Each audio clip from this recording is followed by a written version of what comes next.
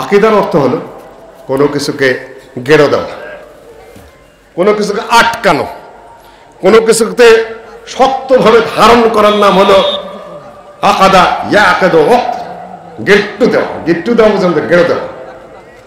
ব্যাপক ব্যাখ্যা আমি যাব না, কোরআনে কারিমে এসেছে আউফু বিল উকুদ ওয়া মিন শাররিন নাফাসাতি ফিল উকাদ, গেড়ে দিয়েছিল। কোনো কিছুকে মনের মধ্যে, নিজের চিন্তা চেতনার মধ্যে শক্তভাবে ধারণ করা, আঁকড়ে ধরা, বেঁধে রাখা, যার মধ্যে কোনো দ্বিধা নেই, কোনো সংকোচ নেই, কোনো ধরনের অপেক্ষা নেই, কোনো ধরনের হেজিটেশন নেই, কোনো ধরনের ডাউট নেই, এবং সেটা এমনভাবে আঁকড়ে ধরা সেটা যেন ছুটে যেতে পারে না, ফসকে যেতে পারে না। এর নাম হলো কি? আকীদা। আকীদার মধ্যে আপনি সর্বপ্রথম যাকে ধারণ করবেন, কোনো সন্দেহ নেই, কোনো দ্বিধা নেই, আল্লাহ এক এবং একক, তার কোনো শরীক নাই। এই বিষয়টার থেকে আপনার শুরু করতে হবে। নূহ আলাইহিস সালাত, আদম আলাইহিস সালামের কালেমা, নূহ আলাইহিস সালামের কালেমা, ইব্রাহিম আলাইহিস সালামের কালেমা, ঈসা আলাইহিস সালামের কালেমা, মূসা আলাইহিস সালামের কালেমা, নবী মুহাম্মদ সাল্লাল্লাহু আলাইহি সাল্লামের কালেমা, এক কালেমা, সেটার নাম কি? লা ইলাহা ইল্লাল্লাহ।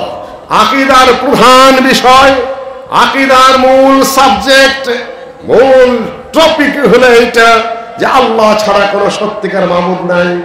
আল্লাহ নিজেই বলে দিয়েছেন, ফা'লাম, হে নবী মুহাম্মদ তুমি জেনে নাও, আন্নাহু লা ইলাহা ইল্লাল্লাহ, আল্লাহ ছাড়া কোনো সত্যিকারের মাবুদ নাই।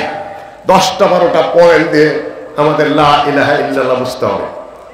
কিছু কিভাবে বুঝবো, কিভাবে ধারণ করবো সেটা একটা, কি কি কাজ করলে লা ইলাহা ইল্লাল্লাহর অ্যাকশন বাতিল হয়ে যায় সেটা আলোচনার বিষয়, এবং আরো কিছু শর্ত আছে, সেই শর্তগুলা কি কি সব মিলে যদি আপনি লা ইলাহা ইল্লাল্লাহ ধারণ না করেন তাহলে আপনার লা ইলাহা ইল্লাল্লাহ উচ্চারণ করাই কি বৃথা। 3টা জিনিসটা বুঝতে হয়নি, আমি কোথাও আলোচনা করেছি, 3টা নিয়ে আজকে আমার আলোচনা না।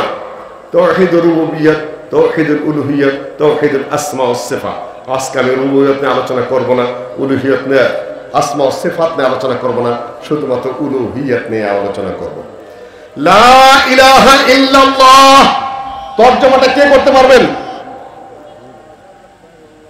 কে অনুবাদ করতে পারবেন? উপাস্য বলতে কিছুই নেই। উপাসনা আসনের সমীপে, তিনি আমার আসনের সামনে আছেন, এইটা ধরে নিয়ে যখন জপ তপ ধ্যান করবেন, এটা নাম হলো উপাসনা। মুসলিমরা উপাসনা করে না, মুসলিমরা ইবাদত করে। তাহলে কি হবে অর্থটা? ইলাহ অর্থ কি?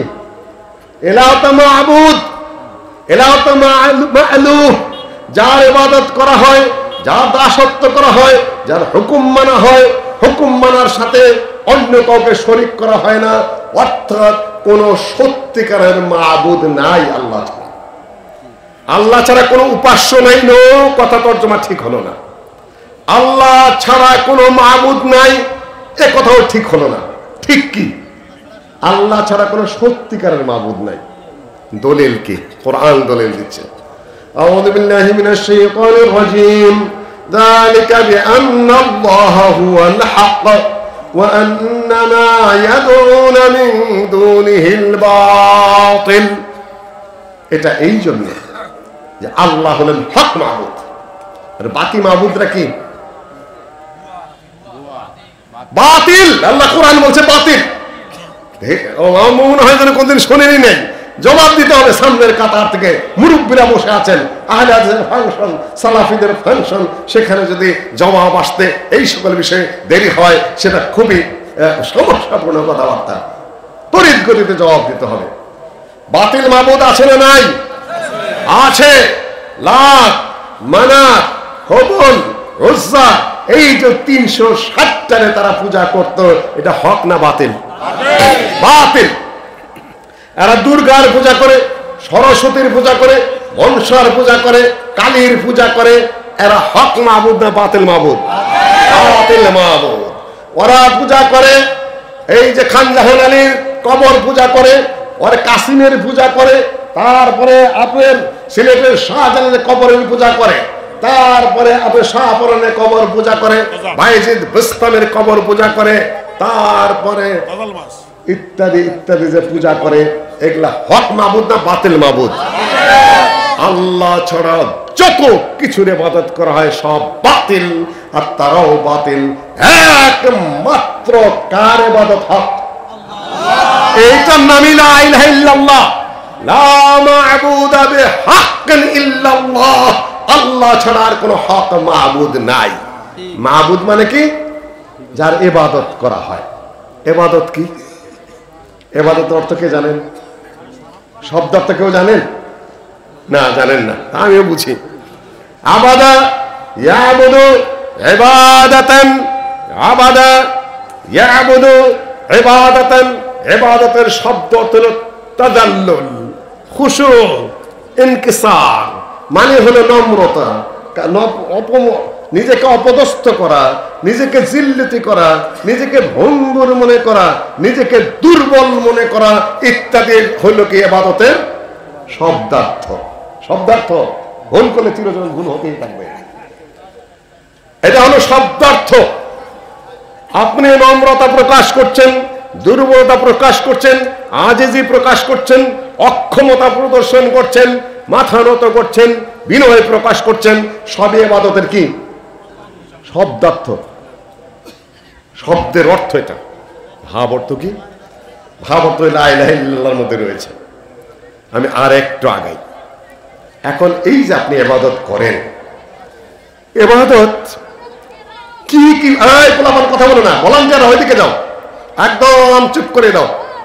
বাচ্চারা কথা বলো না, একদম কথা বলো না।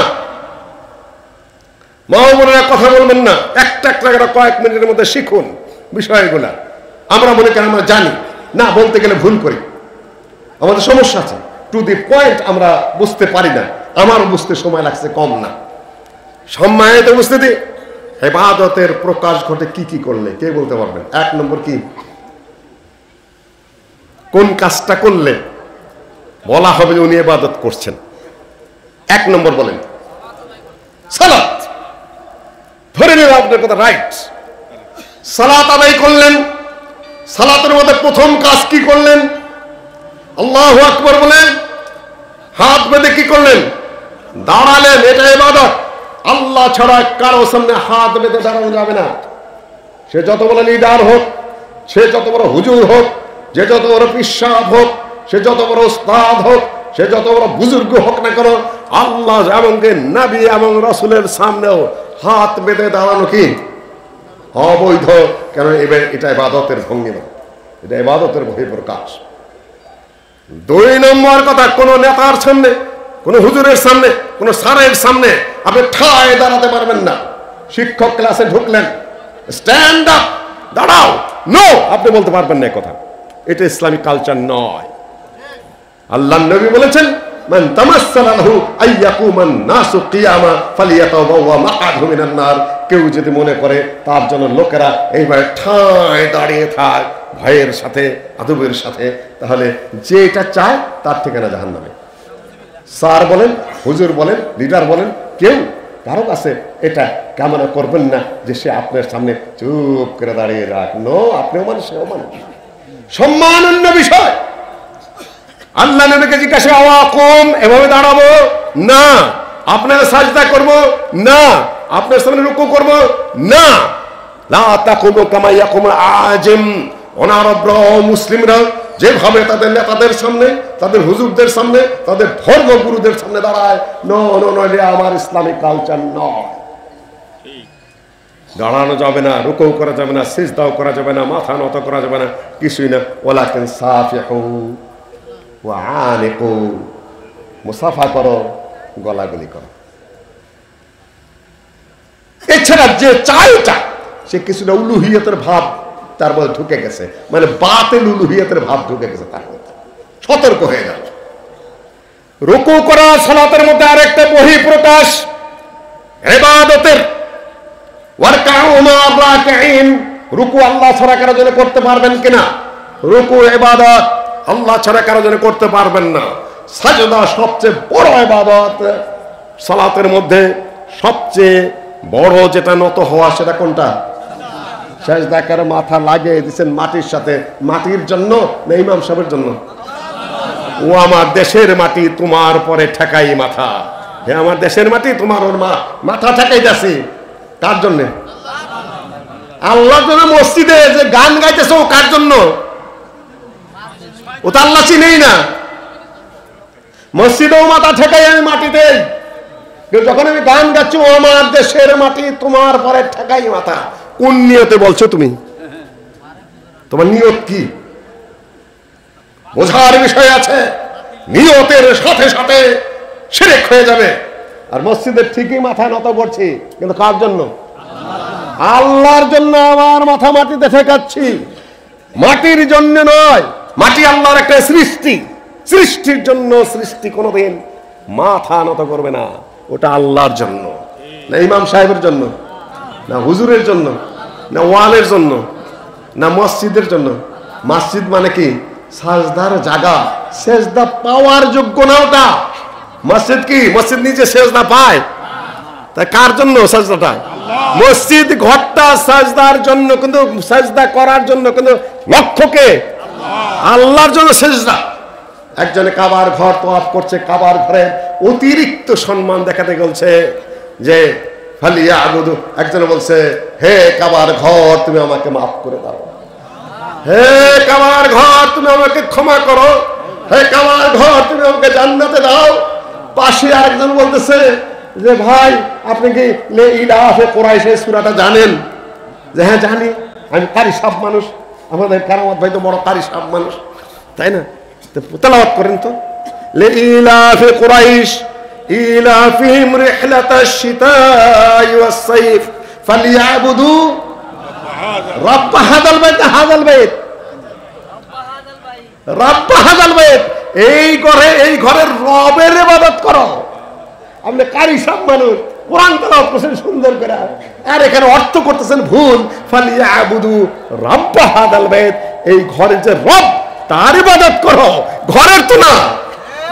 ফালিয়াবুদু হাযাল বাইত না রাব্ব হাযাল বাইত। কারি সাহেব ও চিরজীবন কোরআনের হাফেজ, আমি কোরআন তেলাওয়াত করে আসছি, কিন্তু মারাত্মক ভুল করে ফেলছে। তো এখানে রাব্ব হাযাল বাইত আছে, হাযাল বাইত তো না। পীর সাহেবের রবের ইবাদত, পীর সাহেবের ইলাহের ইবাদত, হুজুরের ইলাহের ইবাদত, হুজুরের রবের ইবাদত, লিডারের রবের ইবাদত, লিডারের ইলাহের ইবাদত, মসজিদের রবের ইবাদত, মসজিদের ইলাহের ইবাদত, মসজিদের কারুর না। আমি বুঝাইতে পারলাম এইটুকু? এটা হলো ইবাদত। জবাই করবেন কার নামে? আল্লাহ ছাড়া অন্যের নামে জবাই করা যাবে কিনা? বিসমিল্লাহির রহমানির রহিম। কুল ইন্না সলাতি ওয়া নুসুকি ওয়া মাহইয়ায়া ওয়া মামাতি লিল্লাহি রাব্বিল আলামিন লা শারীকা লাহু ওয়া বিযালিকা উমিরতু ওয়া আনা আউয়ালুল মুসলিমিন। শুনছেন এই আয়াত? ইন্নী ওয়াজ্জাহতু ওয়াজহিয়া লিল্লাযী ফাতারাস সামাওয়াতি ওয়াল আরদা হানিফা ওয়া মা আনা মিনাল মুশরিকিন। কুল ইন্না সলাতি, তুমি বলে দাও নিশ্চয়ই আমার সালাত, ওয়া নুসুকি, নুসুক মানে কি এখানে? জবাই, কুরবানি, ওয়া মাহইয়ায়া, আমার জীবন, আমার মরণ। কার জন্য? জীবন দাতাকে, মরণ দাতাকে, সৃষ্টিকর্তাকে, রেজেক দাতা কে? ওটা হলো তাওহীদুর রুবুবিয়্যাত। আল্লাহ যা কিছু সব দেন, যিনি দেন তিনি পাবেন, না যিনি দিতে পারেন না তিনি পাবেন? সেদিন এক এলাহের মৃত্যু হয়েছে আপনাদের খুলনার পত্রিকায় দেখলাম। এলাহের নাম কি? কুমির। ওই এলাহের এক এলাহের মৃত্যু হয়ে পয়সা ফেলে গেছে, পত্র পত্রিকা দেখলাম। ওটা এলাহ হিসাবে তাকে ভোগ দিত, পূজা করত, বিপদ মুসিবত মুক্তি হবে। এলাহ নিজেই মরে গেছে, এলাহ নিজে পচে গেছে, ওটাকে এলাহ হওয়ার যোগ্য?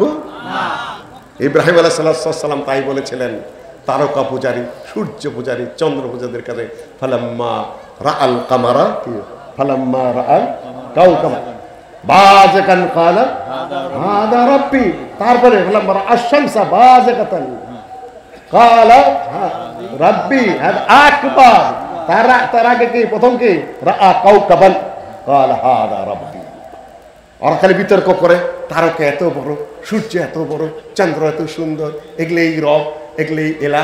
ইব্রাহিম আলাইহিস সালাম যুক্তি দাঁড় করালেন, দেখলেন এই যে নক্ষত্র উঠলো, দাঁড়াও দেখি কতক্ষণ থেকে ছিল না, আবার যে ডুবে গেল। চন্দ্র ছিল না একটু আগে, উদয় হলো আবার যে ডুবে গেল। সূর্য উঠলো, ওঠার পর আবার অন্ধকার হয়ে ডুবে গেল। ইন্নী লা উহিব্বুল আফিলিন, আমি যেটা উঠে ছিল না আবার ডুবে গেল। এরা রব হওয়ার যোগ্য না, এলা হওয়ার যোগ্য না। এলা হওয়ার যোগ্য কে? যিনি ছিলেন, যিনি আছেন, যিনি থাকবেন, যিনি অবিনশ্বর, যিনি চিরন্তন, যার আগে কোনো আগে নাই, যার পরে কোনো পর নেই, যার চেয়ে বড় কেউ নেই, যিনি মরেন না, যিনি ডুবেন না, তিনি হলেন রব, তিনি হলেন এলা। কুমির মারা গেল, তোমার রব না এলা? আর আমি বানাতে চাচ্ছি না, সংক্ষেপ করে নিয়ে আসতে হবে আমাকে। আল্লাহ ছাড়া কারো জন্য নজর মান্যত করা যায় আছে কিনা? নাই। কার জন্য নজর করবেন? নজর পুরা করতে হবে, কিন্তু নজরের সাথে শর্ত লাগালে আল্লাহ পছন্দ করেন না। আল্লাহ যদি আমার ছেলেটা ফার্স্ট ডিভিশন পায়, তাহলে আমি একটা ছাগল জবাই করব।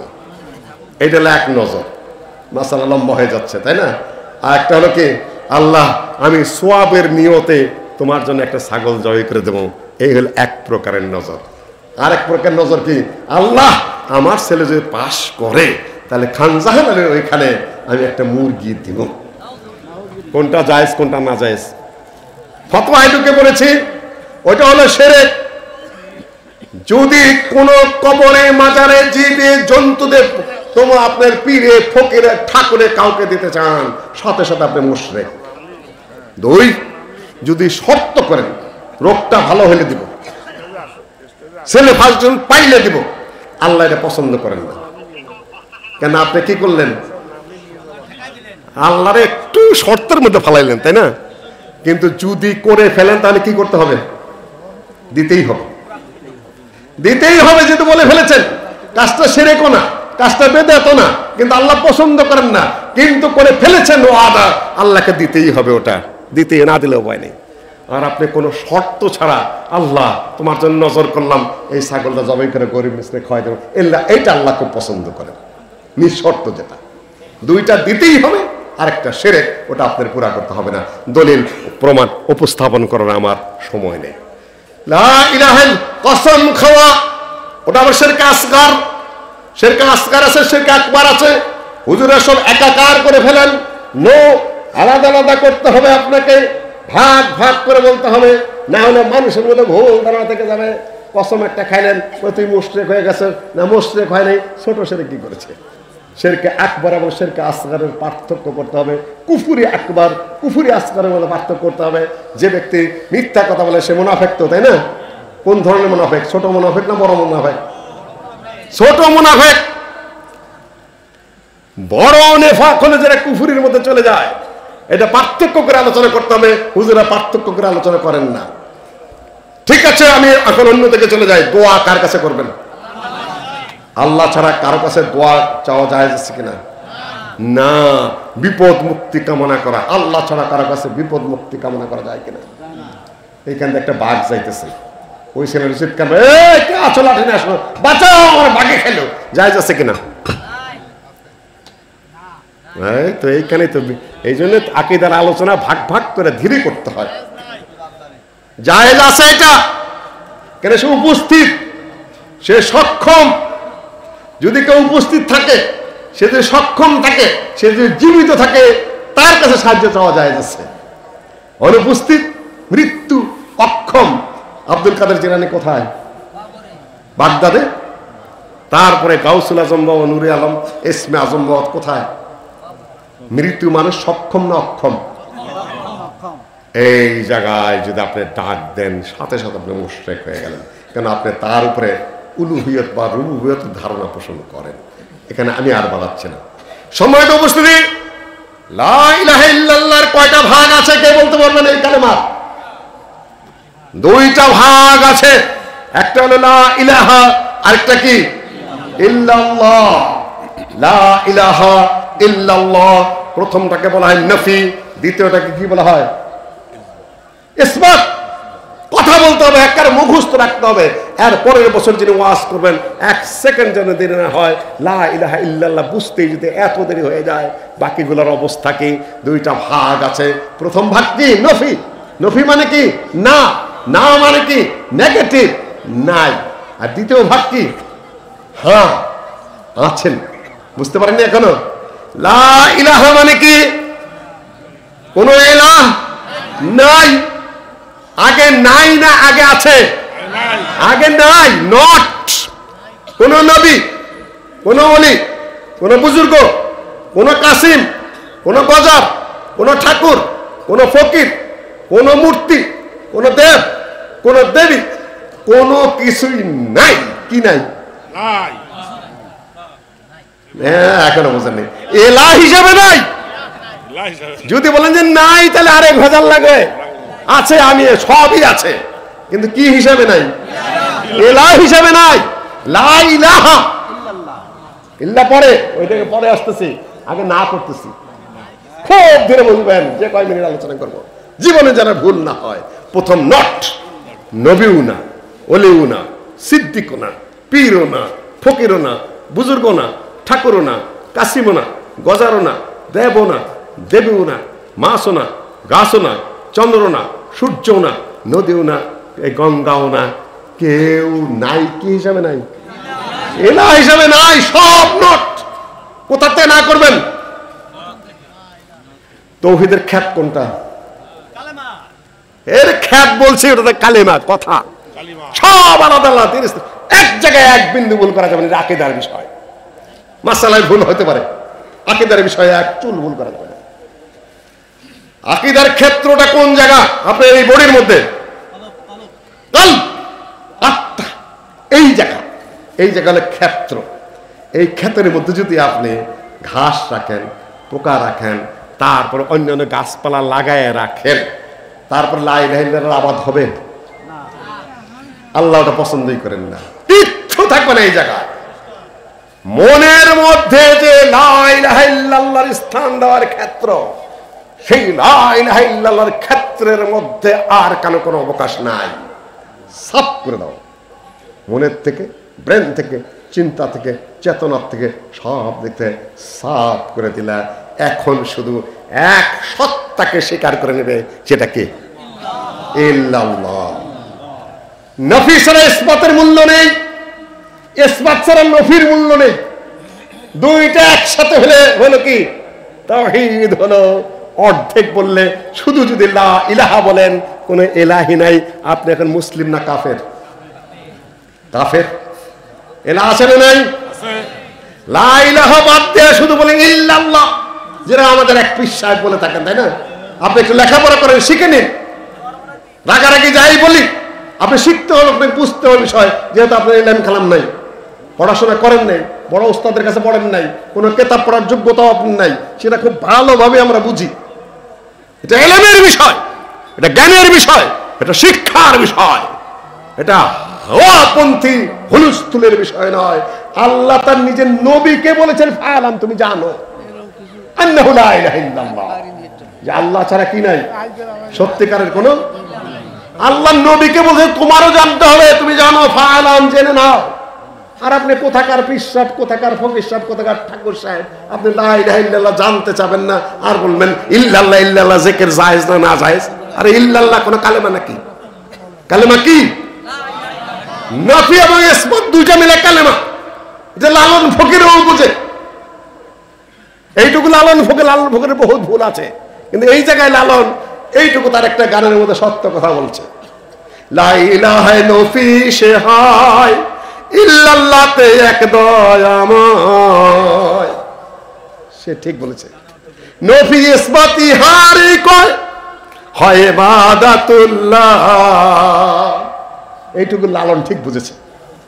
লা ইলাহা নফি সে হয়, ইল্লাল্লাহতে এক দয়াময়, নফি ইসবাত ইহারই কয় হয় ইবাদাতুল্লাহ। রাইট কথা, একেবারে গানের সুর দিয়ে বুঝাই দিলাম আপনাদেরকে, যাতে একটু সাধারণ পাবলিককে মনে থাকে। বাকি বহুত জায়গায় ভুল করেছে। লা ইলাহা ইল্লাল্লাহ দুটো মিলে হলো কালেমা, দুটো মিলে হলো তাওহীদের কালেমা। খালি ইল্লাল্লাহ মানে কি? আল্লাহ ছাড়া, আল্লাহ ছাড়া, আল্লাহ ছাড়া। আল্লাহ ছাড়া কি? বাট, অ্যাকসেপ্ট, কিন্তু, ইল্লা ইত্যাদি আগে যদি একটা বাক্য না থাকে, ওইটাতে বাক্য শুরু করা যায়? কিন্তু দিয়ে শুরু করলেন, আগে কি? বাট আগে কি? অ্যাকসেপ্ট আগে কি? এগুলা বাক্যের প্রথমে আসেই না। পীর সাহেব আপনি এতটুকুও জানেন না, আরবি কায়দাও জানেন না, বাংলা কায়দাও জানেন না, ইংরেজি কায়দাও জানেন না, সাধারণ ভাষা প্রসঙ্গে আপনার ধারণা নাই। মহান পীর সাহেব, রাগ করবেন না, কেন আপনি ছাত্র হওয়ার যোগ্য নন। মুরিদ থাকতে পারে বহুত, আপনাকে শিখতে হবে। আমরা এখনো শিখি, ওস্তাদদের কাছে জানার চেষ্টা করি, এখনো বোঝার শেষ নাই। আপনি তো কিছু পড়েন নেই, আপনি শুরুই করেন নেই পড়াশোনা এখনো পর্যন্ত। মহান দরবার পেয়ে গেছেন, আপনি নিজেকে অনেক কিছু মনে করছেন। হ্যাঁ, দরবার আপনি করুন, যা বলুন শুদ্ধ কথা বলুন, কোরআনের কথা বলুন, হাদিসের কথা বলুন, সালাফে সালেহিন যা বলতে বলুন। এমনকি ইমাম আবু হানিফা রাহিমাহুল্লাহ যে ব্যাখ্যা করেছেন লা ইলাহা ইল্লাল্লাহ, মোল্লা আলী কারি হানাফি যে ব্যাখ্যা করেছেন, ইমাম আবু জাফর তাহাবি হানাফি যে ব্যাখ্যা করেছেন, ওইটুকুই আপনি করুন। আপনি কোন পক্ষ থেকে কথা বলছেন? এটা তো কোনো কারণ নিয়মেই পড়ছেন আপনার কথা। খালি ইল্লাল্লাহ কি? কাজে সব পাগলামি বাদ দেন আপনি। আমার বাস ভাইয়া ভাইয়া উঠতেছে, এটা বান্দরের কালেমা। কেন বাস ভাইয়া উঠে কারা? আপনি কি করছেন এগুলা? এটাকে সালাফ সালেহিনের রীতিনীতি, আদব আখলাক। সম্মানিত উপস্থিতি, লা ইলাহা ইল্লাল্লাহ আলেম ওলামা আছেন, আমি তার আরবি ব্যাকরণটা বলে দিয়ে যাই। অনেকেই বলতেছেন মুস্তাসনার কায়দা, আমি বলি আপনারা এখনো আরবি ব্যাকরণ ঠিক মতো পড়েন নাই। এখানে ইস্তিসনার কায়দা নয়, এখানে ইল্লা হারফে ইস্তিসনা, এটা মুলগা, এটা আমল বাতিল, কিন্তু অর্থ দিবে হাসরের ফায়দা দিবে। কিন্তু মুস্তাসনামের কায়দা নয়, বাক্য মিলানো যাবে না। আপনি পড়ে দেখুন, আওদাহুল মাসালিক পড়ে দেখুন, শেখ বিন বাজের তাফসীর পড়ে দেখুন, সালাফে সালেহিনের ব্যাখ্যা বিশ্লেষণ পড়ে দেখুন। লা ইলাহা ইল্লাল্লাহ যদি বলেন এটা হরফে ইস্তিসনা, তাহলে মুস্তাসনা মিনহু কোথায় পাবেন আপনি? খুঁজে কার থেকে অ্যাকসেপ্ট করলেন? শেষে লা, আগে ইলাহা, পরে আল্লাহ। আল্লাহ থেকে ইলাহাকে আলাদা করবেন কিভাবে আপনি? সম্ভব নয় কায়দায় নেওয়া। কাজে আমি আরবি ব্যাকরণের জটিল কায়দা বলছি না, শুধুমাত্র ইশারা দিয়ে যাচ্ছি। লা ইলাহা বেহাক্কান, কোন সত্যিকারের মাবুদ নাই, ইল্লা হরফে ইস্তিসনা মুলগা, শাব্দিক দিক থেকে তার আমল বাতিল নাই। এখানে আল্লাহ বদল হলো হাক্কুন থেকে। লা হলো কি? কে বলতে পারবেন? লাইন অফ জেন্স, ইলাহা তার এসেন, খবর কোথায়?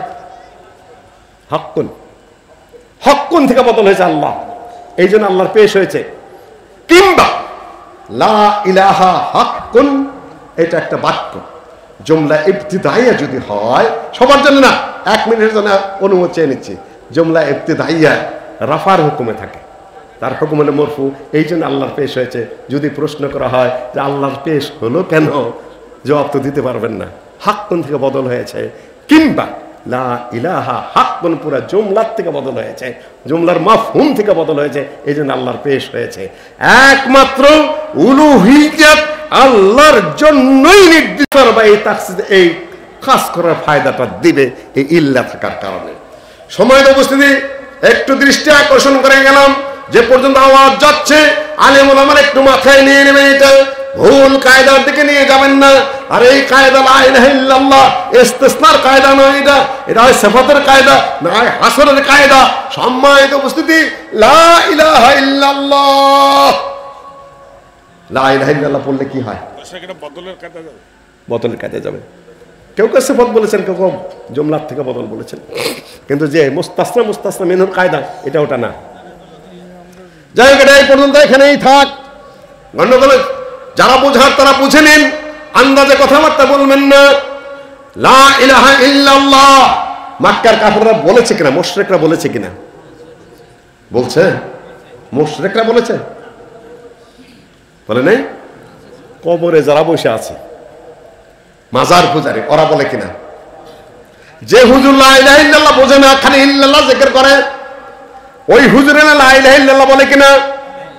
এখানে এসেই বলবে মোহব্বতের সাথে পাঠ করুন, আরো জোরে পাঠ করুন, লা ইলাহা ইল্লাল্লাহ, তারপরে ইল্লাল্লাহ, তারপরে আল্লাহ আল্লাহ, তারপরে লাহু লাহু, তারপরে কি হু হু, তাই না?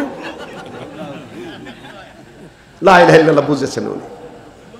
লা ইলাহা ইল্লাল্লাহ আবার বলে লা ইলাহা আস্তে পড়বেন, ইল্লাল্লাহ জোরে পড়বেন। কেউ বলে লা ইলাহা জোরে পড়বেন, ইল্লাল্লাহ আস্তে পড়বেন। ও লা ইলাহা ইল্লাল্লাহ কিছু বুঝেছে? ও বুঝা বলতেছে না না বুঝা বলতেছে? না বুঝা বলতেছে একেবারে, আর ইমানি আনে না এখন পর্যন্ত, ও বোঝেই নাই, ও খামাখা পেছাল পারতেছে। কাফিররা বলে না, মুশরিকরা বলে না, আল্লাহ নেই বলে কুলু লা ইলাহা ইল্লাল্লাহ তুফলিহু, তোমরা পড়ো বলো লা ইলাহা ইল্লাল্লাহ তুফলিহু, তোমরা মুক্তি পাবে। বলে আবু লাহাব বলেছে? আল্লাহ নবী সকালে ডাক দিতেন, ওয়া সাবাহা, সকাল সকাল বিপদে পড়ছি, তোমরা তাড়াতাড়ি দৌড়ে আসো। সব দৌড়ে গেছে। আবু লাহাব আপন চাচা, আবু জাহেল কিন্তু আপন চাচা না। ওই যে গজলের মধ্যে কয়, আপন চাচা আবু জেহেল দিনের নবী চিনল না, এই জন্যে তে রোজ হাসরে জাহান্নাম হয় ঠিকানা। বলে না? আবু জেহেল আপন চাচা না। আপন চাচা কে? আবু লাহাব আপন চাচা। আবু লাহাব উপস্থিত আল্লাহ নবীর জন্মের সময়। যখন খবর দেওয়া হলো আবু লাহাবকে, আপনার যে ভাই মারা গেছে ছোট মেয়ে আব্দুল্লাহ, তার স্ত্রী আমিনা, তার গর্ভ থেকে একজন ভাতিজা জন্মগ্রহণ করেছে আপনার। এত খুশি হয়েছে যে খবর দিয়েছে সোয়াইবা দাসী তাকে আজাদ করে দিয়েছে। কিছু দ্বিমত আছে, কিছু মতবিরোধ আছে, কে খবর দিয়েছে। এত খুশি। আর ওই লোকজনের মধ্যে যখন বলল যে কি ডেকেছো কেন সকাল সকাল, কি বিষয়, তখন আল্লাহ নবী বললেন, আমি যদি বলি লাউ আন্না খায়লান মিন ওয়ারাই হাদাল জাবাল তুরিদু আন তুগীরা আলাইকুম ওয়া মুসাদ্দিকিয়া, আমি যদি বলি এই সাফা বা মারওয়া পর্বতের আড়ালে বিরুদ্ধ বাহিনী সৈন্য সামন্ত নিয়ে উট ঘোড়া তীর ধনুক নিয়ে আক্রমণ করতে আসতেছে, তোমরা প্রস্তুত হও, আমাকে কি বিশ্বাস করবে? বিশ্বাস করতো কে করতো না? আল আমিন, বিশ্বস্ত।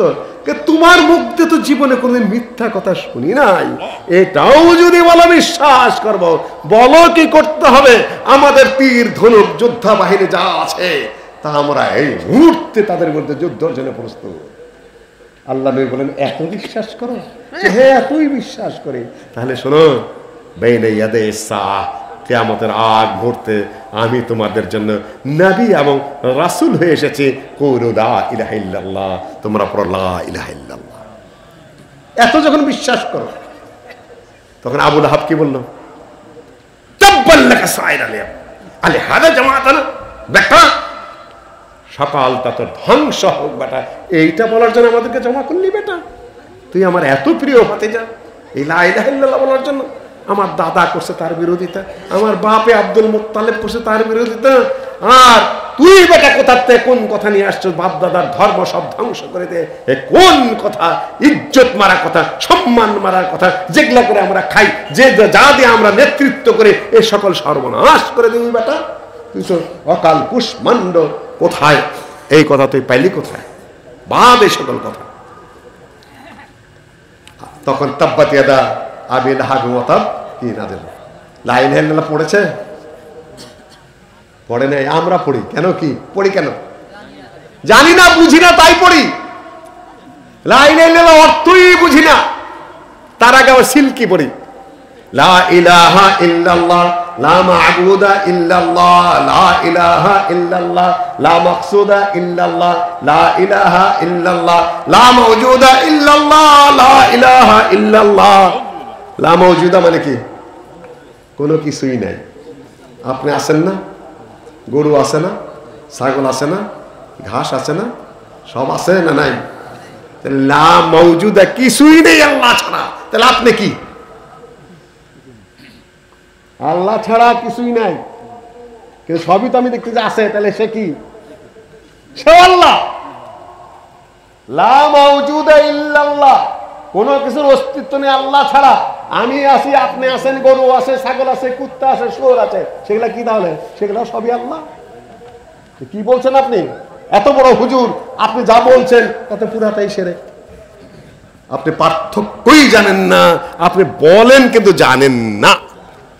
নবী সাল্লাল্লাহু আলাইহি ওয়াসাল্লাম তার সবচেয়ে প্রিয় চাচা আবু তালেবের মৃত্যুর সময় তার কাছে গিয়ে বলছে, চাচা লা ইলাহা ইল্লাল্লাহ ওয়া হাজ্জু লাকা বিইনদাল্লাহ, হে চাচা আপনি তো মুমূর্ষু অবস্থায় আছেন, কখন মরে যাবেন ঠিক নাই, হাদিস সহিহ বুখারীতে। আপনি একবার শুধু লা ইলাহা ইল্লাল্লাহ পড়েন, কিয়ামতের দিন আমি আল্লাহর সামনে আপনার পক্ষে বিতর্ক করব। আমার চাচা মৃত্যুর সময় লা ইলাহা ইল্লাল্লাহ পড়ে মারা গেছে। এই বীর বিরাচ্ছে, এত প্রিয় চাচা, বীর বিরাচ্ছে। প্রিয় চাচা হলেই কি ইমানদার হবে? অনেকে স্টেজে আসেন, হিন্দুরাও আসেন, আইসে ইসলামের পক্ষে অনেক ভালো ভালো কথা বলেন। অনেক নেতৃবৃন্দ আছেন যারা লা ইলাহা ইল্লাল্লাহর অর্থ জানেন না, বুঝেন না, সেদিকে দৃষ্টি কোনো নাই। অনেক হুজুর আছেন যারা অর্থই বুঝেন না, আসলে ইসলামের পক্ষে অনেক কথা বলেন, কোরআনের পক্ষে অনেক কথা বলেন, নবীর পক্ষে অনেক কথা বলেন। ওই অবস্থায় যে মারা যান, তিনি মুক্তি পাবেন না জাহান্নামে যাবেন? না, জাহান্নামের কথা নাই বললাম। তিনি মুক্তির পথে আছেন না জাহান্নামের পথে আছেন? প্রশংসা কইরা বাঁচা যাবে না, প্রশংসা করে বাঁচা যাবে না। প্রশংসা করে শেল্টার দিয়ে বাঁচা যেত, সর্বপ্রথম কে বাঁচতেন? আল্লাহ নবীর চাচা আবু তালেব। আল্লাহ নবীকে যে পরিমাণ সহযোগিতা উনি করেছেন, অন্য কেউ পরিমাণ করে নাই। কিন্তু আল্লাহ নবী বুঝিয়ে দিচ্ছেন, আমার খেদমত করেছেন ভালো কথা, আমি আপনার ভাতিজা, আমার সহযোগিতা করেছেন ভালো কথা, কিন্তু আসল কামটা করেন নাই, লা ইলাহা ইল্লাল্লাহ বলেন নাই। চাচা আমি পারবো না কিয়ামতের মাঠে আপনার জন্য কিছু করতে, ভুল পথে মৃত্যুবরণ করছেন, দান করবেন, খয়রাত করবেন, সবই করবেন, কিন্তু আসল কামটা যদি বাকি থেকে যায়, ওয়াকাদিমনা ইলা মা আমিলু মিন আমাল ফাজআলনাহু হাবাআম মানসুরা, যত আমল এরা করে যাবে কিয়ামতের দিনে উপস্থাপন করা হবে, তোলায় ধুলায় উড়িয়ে দেওয়া হবে। কেন? কি নাই? লা ইলাহা ইল্লাল্লাহ নাই, বুঝেও নাই, পড়েও নাই। আপন চাচা আবু তালেব তিনি বলতে যাবেন লা ইলাহা ইল্লাল্লাহ, মুখ দিয়ে ঠোঁট বিড়বিড় করা শুরু করেছেন। পাশে উতবা উমাইয়া সাহেব আবু জাহল বসে আছে। ওই আবু তালেব, ইজ্জত মারা কথা, তোমার বাবা আব্দুল মুত্তালিব কাবার ঘরের মতো হলে ছিল, সেই তার দিন বাদ দিয়ে ভাতিজা ছোট মানুষ তার দিনের উপর মারা যাবা? সম্মানের কথা বলে দিল, ভাতিজা আমু তো আলা দিন আব্দুল মুত্তালিব, আমি আমার বাবা আব্দুল মুত্তালিবের দিনের উপরে মারা গেলাম।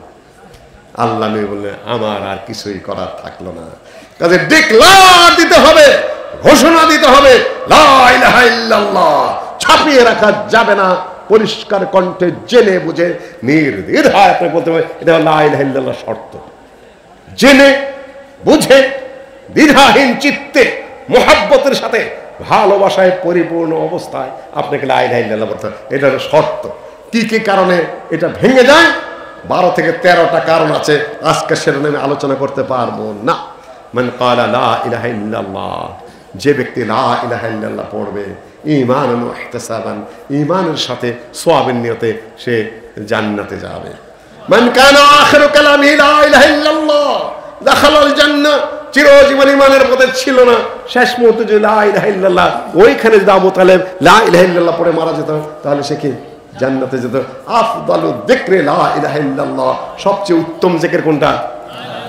এমনকি লা ইলাহা ইল্লাল্লাহ এটার নাম জিকির। বুঝে শুনে লা ইলাহা ইল্লাল্লাহ অস্বীকার করে লা ইলাহা ইল্লাল্লাহ।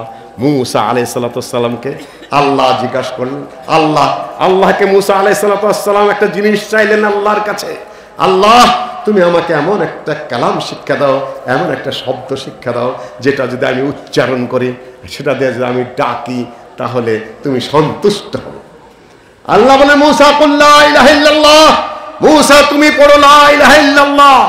মুসা আলাইহিস সালাতু ওয়াস সালাম তো এক কথার মানুষ না, তিনি প্রশ্ন করবেন, জবাব নিবেন, এই অস্বীকার করার জন্য না, জানার জন্য, বোঝার জন্য প্রশ্ন করবেনই মুসা আলাইহিস সালাম। এটা তার স্বভাব।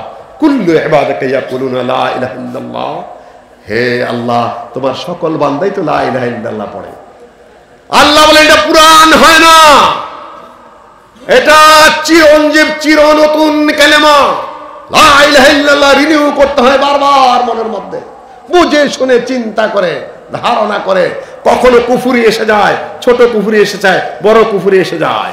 যেরকম সালাত আদায় করেন নাই, জোহরের সালাত আদায় করেন নাই, আসর রক্ত এসে গেল, মা ও বোনেরা আপনারাও মনে রাখুন, কাজ করতেইছেন, আসরের আজান হয়ে গেল, গোসল করে সালাত আদায় করবেন, শাড়ি ব্লাউজ কিচ্ছু পরিবর্তন করার দরকার নাই, আজান হয়ে গেছে, রান্না করে ওই অবস্থায় সালাত আদায় করবেন। আপনি আসর রক্ত এসে গেল, এখন আপনি জোহরের সালাত কাজা করবেন কিনা? জোহরের সালাত কাজা করবেন কিনা? কি করবেন? হ্যাঁ, আদায় তো কাজা, অক্ত গেছে, এখন তার আদায় নেই। আগে অক্ত বাড়িতে চলে গেছেন আপনি, কামটা শেষ করবো, কথাটা শেষ করবো, ওয়াজ মাহফিল শেষ করবো, মহিলারা রান্নাটা শেষ করবো, কাপড়টা ধুয়ে শেষ করবো, তাই না? তারপরে জোহরের সালাত চলে গেল, আসরের আজান হয়ে গেছে, এখন আপনি কি করবেন? জোহরের সালাত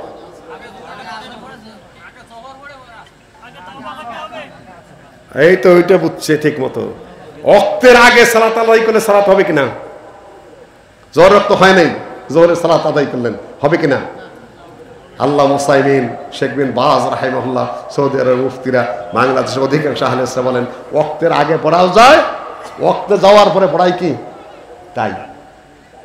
কাজা কার জন্য? যে ঘুমিয়েছিল তার জন্য। পুলিশ অ্যারেস্ট করে নিয়ে যাচ্ছে, পড়তে পারছে না তার জন্য। সুস্থ মানুষ, স্বাভাবিক মানুষ, আপনার জন্য কাজার হুকুম কে বলেছে? আপনার জন্য কাজা না আদা। আপনি অন্যায় করেছেন, গাফিলতি করেছেন, ইচ্ছা করে বাদ দিয়েছেন, আপনার কাজা নাই, ওই মুহূর্তে আপনার কাফের, ওই সময় আপনি লা ইলাহা ইল্লাল্লাহ পড়ে মুসলিম হতে হবে, তারপরে সালাত আদায় করতে হবে। জোহরের সালাত আপনারা নাই। এইটা হলো অরিজিনাল ফতোয়া। আপনি অনিচ্ছাপূর্বক ঘুমিয়েছিলেন, পারেন নাই, আপনার জন্য কাজা। ইচ্ছা করে অন্য অর্থে পৌঁছে গেছেন, আপনার জন্য কাজা বলল কে? মাসালা ধীর স্থির ভাবে বোঝেন। এই সময় লা ইলাহা ইল্লাল্লাহ রিনিউ করতে হয়, অনেক সময় লা ইলাহা ইল্লাল্লাহ রিনিউ করে নিতে হয়। মুসা কোরআন এটা এমন কালেমা, যে কোনো মুহূর্তে পড়বা, তোমার অনেক কিছু যা বাতিল হয়েছিল তা আবার রিনিউ হবে, তা আবার ফিরে আসবে। মোবাইল নষ্ট হয়ে গেলে আবার দেন না কোম্পানির কাছে, ঠিকঠাক করে দেয় না? এরকম আপনার আত্মা মরে যায়, কলম মরে যায়, বড় বড় ভুল করে বসেন, ঘন ঘন লা ইলাহা ইল্লাল্লাহ পড়বেন, আফদালুদ যিকর রিনিউ হবে, চিরঞ্জীব হবে, নতুনত্ব হবে। মুসাকে বললেন আল্লাহ এই কথার মধ্যে আমার বক্তব্য শেষ। মুসা, আমার প্রত্যেক বান্দাই পড়ে, কিন্তু সবসময় পড়ার বিষয় শোনো, সাত আসমান জমিনে যা কিছু আছে, আরশ হলো সবচেয়ে বড় সৃষ্টি, তার নিচে আছে সাগর, সাগরের নিচে কুরসি, প্রথম আকাশ, দ্বিতীয় আকাশ, তৃতীয় আকাশ, চতুর্থ আকাশ, পঞ্চম আকাশ, ষষ্ঠ আকাশ, সপ্তম আকাশ। আকাশের ভিতরে যা কিছু আছে, প্রথম আকাশে যা কিছু আছে, এক একটা এত বড় বড় ভারী, পৃথিবীর চেয়ে সূর্য 13 লক্ষ গুণ বড়, এক একটা গ্যালাক্সি আছে, সেটার মধ্যে কোটি কোটি সূর্য একটা গ্যালাক্সির মধ্যে ঢুকতে পারে, এইরকম কোটি কোটি গ্যালাক্সি আছে। সব এই সাগর মাটি পাথর তো ছোট্ট ছোট্ট জিনিস, কিছুই না আপনার সামনে। সব যদি এক পাল্লায় তোলা হয়, আর এক পাল্লায় যদি লা ইলাহা ইল্লাল্লাহ তোলা হয়, লা ইলাহা ইল্লাল্লাহর ওজন এত ভারী হবে, এত ভারী হবে যে সব তুলায় ধরে উড়ে যাবে। নারে তাকবীর! কিয়ামতের মাঠে যখন আমলের ত্রুটিও কমতি পড়ে যাবে, আল্লাহ 1 মিনিটের মধ্যে আমার বক্তব্য শেষ, তখন আল্লাহ বলেন বান্দা 99 দপ্তর পাপ কোন পর্যন্ত গেছে দেখ, যে পর্যন্ত দৃষ্টি যাবে তত দূর পর্যন্ত আর গুনাহ আর গুনাহ। আমার যে কেরামান কাতেবেন, এই সুদখোর ঘুষখোর পুলিশগুলোর মতো মিথ্যা চার্জশিট দিছে নাকি তোমার বিরুদ্ধে? আর জালামাকা কাতাবাতি, সেখানেও পুলিশ আছে। গোয়েন্দা ভাইরা সতর্ক হয়ে যান, ভুল রিপোর্ট দেবেন না। আপনার উপরে গোয়েন্দা আছে, আপনার 2 কান দেই। আমার বলে যাওয়া কর্তব্য, আপনি অফিসার, আপনি গোয়েন্দা বিভাগের সদস্য, আপনি আল্লাহর বান্দা, আপনার চেয়ে তার নিখুঁত লেখক 2 কান্দে বসে আছে। আল্লাহর কিতাবে আপনার সব কাজ রেকর্ড হচ্ছে। যদি বাধ্য হয় এই চাকরি ছেড়ে দিন, আর যদি করেন সত্য সুষ্ঠুভাবে করবেন, জীবন নষ্ট, দুনিয়া নষ্ট, আখিরাত নষ্ট। আপনার মতো অভিশপ্ত এই পৃথিবীতে নাই। যে গোয়েন্দা মিথ্যা রিপোর্টে মানুষকে হয়রানি করে, তার চেয়ে অভিশপ্ত, তার চেয়ে লাঞ্ছিত, তার চেয়ে খারাপ মানুষ দুনিয়া আছে? ভালো একটা মানুষকে আপনি ভুল রিপোর্ট দেন, আল্লাহ কিয়ামতের মাঠে বলবে, আমার লেখকরা তোমার উপর জুলুম করেছে বান্দা, এই যে গুনাহ লেখা চার্জশিট। বান্দা বলবে, না না না, ঠিকই লিখেছে আল্লাহ। তাহলে তুমি আত্মপক্ষ সমর্থন করো, তুমি কি দিয়ে বাঁচতে চাও? ওই জায়গায় জাহান্নাম জ্বলতেছে, ফাঁসির কাস্টমেরই দেখা যাচ্ছে, ভাইয়া তামুর উত্তাল তরঙ্গের মতো জাহান্নামের আগুন সিরাতের নিচে জ্বলতেছে, তাই না? সিরাতের নিচে পিশাব জাহাজ নিয়ে দাঁড়ায় থাকবে, তাই না? উনি পার করবে। সিরাতের নিচে জাহান্নাম না নদী? তারা পিশাব জাহাজ না জাহান্নামের মধ্যে আছে। ভুল করে সে ঠিক কথায় কয়ে ফেলাইছে। সেদিন আলোচনা করেছি, সিরাতের নিচে কি নদী না আগুন? ফসকা পড়লে জাহান্নামে পড়লেন, আর পিশাব ওইখানে জাহাজ নিয়ে দাঁড়ায় থাকবে, তাহলে পিশাব আছেন কোন জায়গায়? আমার বলার দরকার নাই। জাহান্নামের আগুন ওইখানে থৌ থৌ করে জ্বলতেছে সিরাতের নিচে। এইখানে আল্লাহ বলবেন যে বান্দা বাঁচার উপায় আছে? না আল্লাহ, আমার আমল আমি বাঁচতে পারবো না, আমি শেষ। আমার কাছে আছে। আল্লাহ তো শুধু আহকামুল হাকিমিন, জজ, তিনি বলে দেবে আমার কাছে আছে। বান্দা খুশি হয়ে যাবে, জজ নিজেই বলতেছে আমার বাঁচার পথ আছে। আল্লাহ কত বড় দয়াবান। আপনি খালি একটু তওবা করেন। আল্লাহ বলে আমার কাছে একটা জিনিস আছে, ছোট্ট একটা কাজ। বান্দা বলবে 99 দপ্তর, এক একটা দপ্তর কয়েক মাইল ব্যাপী প্রশস্ত, এর মধ্যে আল্লাহ এই ছোট্ট কাজটা আমি বাঁচবো কিভাবে? যে বান্দা তুই জানিস এটা কিসের কাজ? এটা লা ইলাহা ইল্লাল্লাহ কাজ। এটা যে কোনো কাজ নয়। তোর যত পাপ এক পাল্লায় রাখলাম, আর এক পাল্লায় লা ইলাহা ইল্লাল্লাহ কার্ড রাখলাম, দেখ কি হয়। কার্ড রাখার সাথে সাথে সকল পাপ তাপ কি হয়ে যাবে? তুলায় ধুলায় উড়ে যাবে। এটা হলো লা ইলাহা ইল্লাল্লাহ। এটা নষ্ট করবেন না, এটা ঠিক রেখে বাকি আমল করবেন। আল্লাহ আমাদের কবুল করুন। আকুলু কাউলি আস্তাগফিরুল্লাহ আজমাইন। আসসালামু আলাইকুম।